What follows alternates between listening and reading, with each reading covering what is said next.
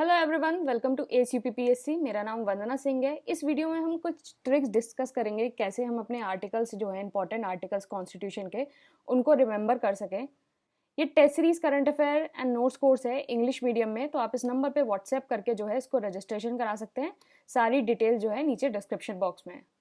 और जो UPPSC prelims 2020 का कोर्स था उससे डायरेक्ट जो है 70 क्वेश्चंस आए हैं, आप इसको वेरीफाई कर सकते हैं। नीचे डिस्क्रिप्शन बॉक्स में PDF है।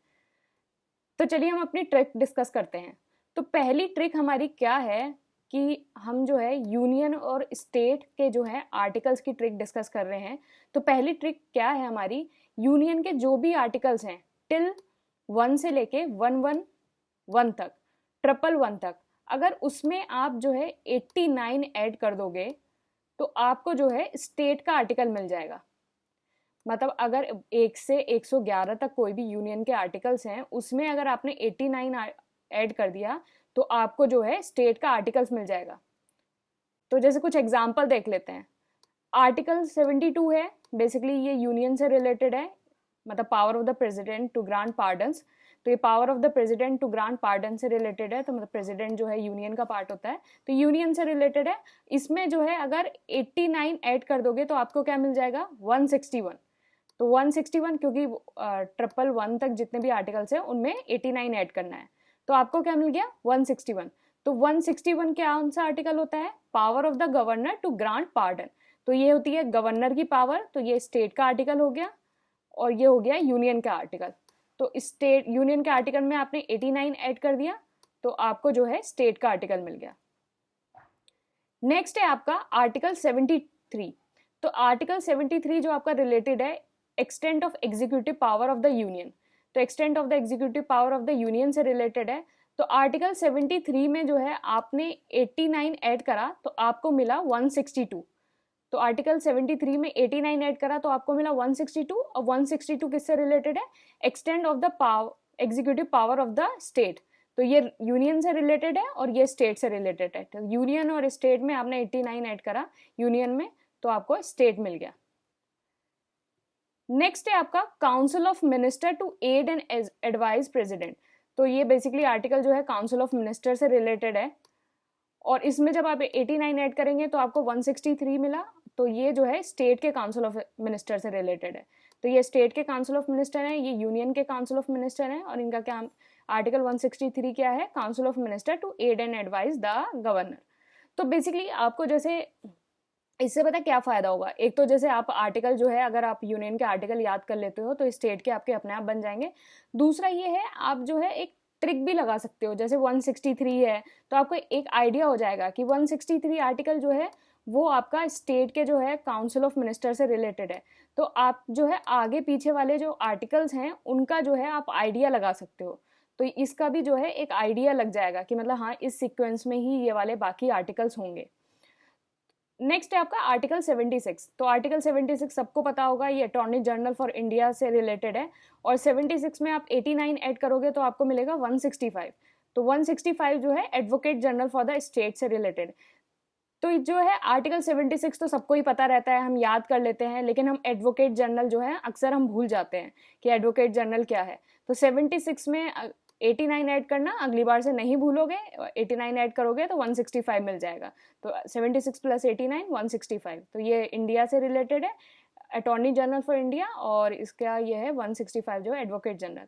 तो अटॉर्नी जनरल जो है वो हाईएस्ट लॉ ऑफिसर होता है मतलब इंडिया का, और स्टेट का जो होता है वो एडवोकेट जनरल होता है। तो ये स्टेट के वाले के जो नाम है वो एडवोकेट जनरल कहते हैं, और जो यूनियन का और इंडिया का है उसको अटॉर्नी जनरल कहते हैं।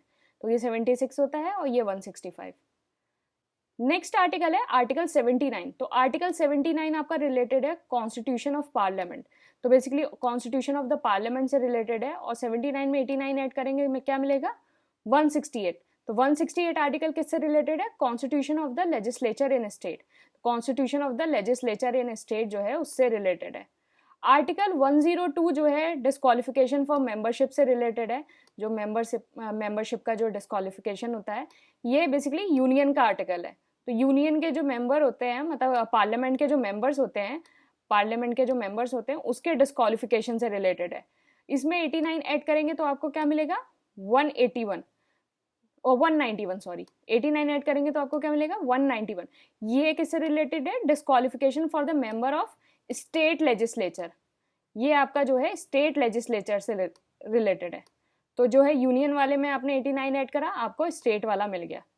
तो ये जो है दोनों आर्टिकल 102 और 191 जो है स्टेट से डिस्क्वालिफिकेशन ऑफ मेंबर्स से रिलेटेड है। नेक्स्ट है आर्टिकल 110। तो ये बेसिकली है डेफिनेशन ऑफ मनी बिल। तो 110 जो है सबको पता रहता है डेफिनेशन ऑफ मनी बिल है, लेकिन अगर स्टेट का पूछ लिया जाए तो कुछ लोग बता देंगे लेकिन कुछ लोग कंफ्यूज हो जाएंगे।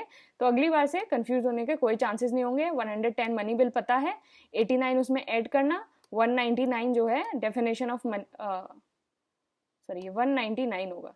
तो ये 199 जो है डेफिनेशन ऑफ मनी बिल हो गया। तो 199 डेफिनेशन ऑफ मनी बिल।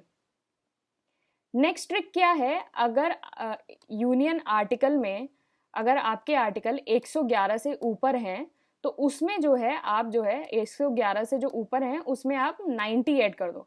तो पहली ट्रिक क्या थी, 111 तक में जो है 89 ऐड हो रहा था, और 111 से अगर ऊपर होंगे तो आप जो है 90 ऐड करना। 111 से ऊपर होंगे तो उसमें 90 ऐड करना। तो ये दूसरी ट्रिक है।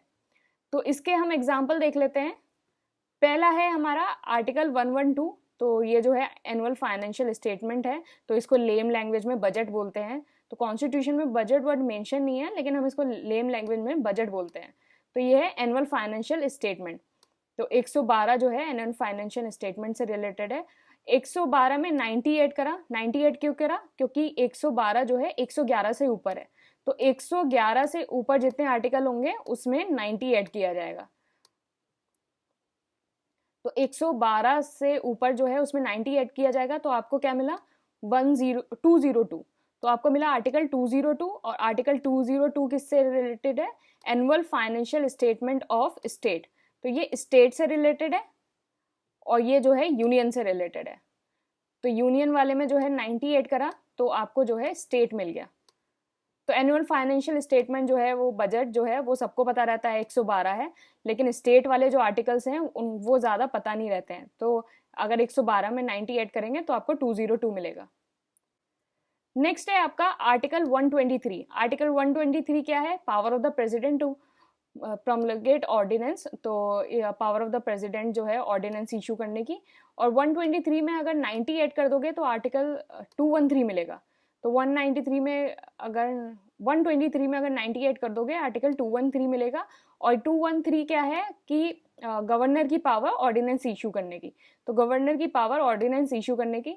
तो 123 जो है प्रेसिडेंट की है, प्लस उसमें जो है 90 ऐड किया तो हमें गवर्नर की ऑर्डिनेंस इशू पावर मिल गई। नेक्स्ट है आपका आर्टिकल 124। तो आर्टिकल 124 जो है वो है establishment and constitution of the supreme court. तो आर्टिकल 124 जो है कॉन्स्टिट्यूशन और establishment of the supreme court की बात करता है। 124 में अगर आपने 90 ऐड करा तो अब मिला आपको आर्टिकल 214। तो अगर आपने 90 ऐड करा तो आपको क्या मिला आर्टिकल 214। और 214 आर्टिकल किससे रिलेटेड है, हाई कोर्ट फॉर स्टेट। तो high court for the state, तो ये basically supreme court of India से रिलेटेड है और जितने भी स्टेट के हाई कोर्ट हैं उससे रिलेटेड 214 है। तो ये सारी जो है आपको जो ट्रिक्स हैं वो याद रहनी चाहिए। और बेसिकली आपको जैसे ये है कि आर्टिकल 214 है आपको दे दिया, तो आपको पता है ये तो सुप्रीम कोर्ट से रिलेटेड है। तो आप ये सोचेंगे कि जब इस्टेब्लिशमेंट ऑफ सुप्रीम कोर्ट 124 से स्टार्ट है तो इससे जो रिलेटेड जितने भी सुप्रीम कोर्ट के आर्टिकल होंगे वो 124 के बाद ही होंगे। तो 124 के बाद होंगे, तो इससे जो है एक बेसिक आइडिया आपको मिल जाएगा कि आर्टिकल्स जो है 124 के बाद ही होंगे। अगर आपको कोई आर्टिकल दे दिया 121 करके दे दिया कुछ है, तो आपको ये पता है कि नहीं सुप्रीम कोर्ट का जो आर्टिकल है वो 124 से स्टार्ट है एंड जो हाई कोर्ट के जो आर्टिकल्स हैं वो 214 से स्टार्ट है। तो ये जो इससे रिलेटेड जितने आर्टिकल्स होंगे वो इसके नीचे ही होंगे। तो एक जो है एलिमिनेशन टेक्निक जो है वो इस हिसाब से आ जाएगी। तो ये सारी चीज़ें एक तो आपको स्टेट के आर्टिकल्स भी याद आ जाएंगे और एलिमिनेशन टेक्निक भी इससे हो जाएगी। तो आपको अगर जनरल बेसिक आइडिया होगा तो आप जो है एलिमिनेट अच्छे से कर पाएंगे और सही आंसर टिक कर पाएंगे। तो ये सारी हमारी जो ट्रिक्स थी वो हमने ये डिस्कस करी है। और बेसिकली ये टेलीग्राम चैनल है ACPPSC, यहाँ आप फ्री डेली क्विज मैं रोज़ अपलोड करती हूँ, तो आप इसको ज्वाइन कर सकते हैं। आंसर राइटिंग होती है एंड एडिटोरियल मैं इसमें रोज़ अपलोड करती हूँ, वहाँ पे देख सकते हैं, और आप मुझे यूट्यूब पे फॉलो कर सकते हैं। Thank you and all the best.